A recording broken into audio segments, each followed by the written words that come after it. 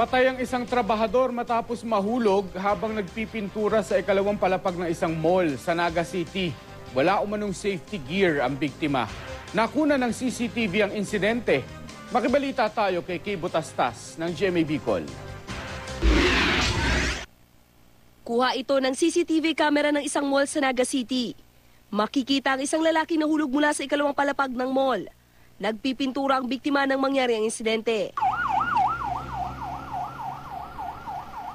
Bumagsak siya sa sementadong kalsada. Patay ang biktimang kinilalang si Cesar Eliazar, 50 taong gulang. Pinagtulungan ng mga nakakita na dalhin sa ospital ang biktima, pero idiniklara itong dead on arrival. Matinding sugat sa ulo ang tinamo ni Eliazar. Halos sa baba nagsaka, tapos sa mga pintura na bigla pong naputol si Gakod. Tapos nahulog na po siya. Yun na po ito.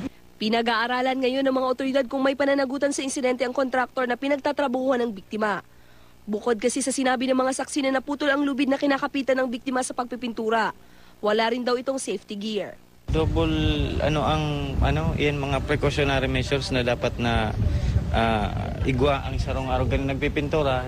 Hindi pa rin nagbibigay ng pahayag ang kanyang pamilya. Sa huling pag-aaral ng Department of Labor and Employment, umabot ng halos 800 ang naaksidenteng trabador sa construction industry sa bansa noong 2009. Kaya naman mahigpit ang panuntunan ng DOLE para matiyak ang kaligtasan ng mga nagtatrabaho sa construction. Kabilang sa mga dapat gawin ng kontraktor ang pagbibigay sa mga trabahador ng kumpletong safety equipment, pagtatalaga ng emergency personnel sa construction site at paglalagay ng construction safety signages. Kay Butastas, Nagbabalita, Pilipinas.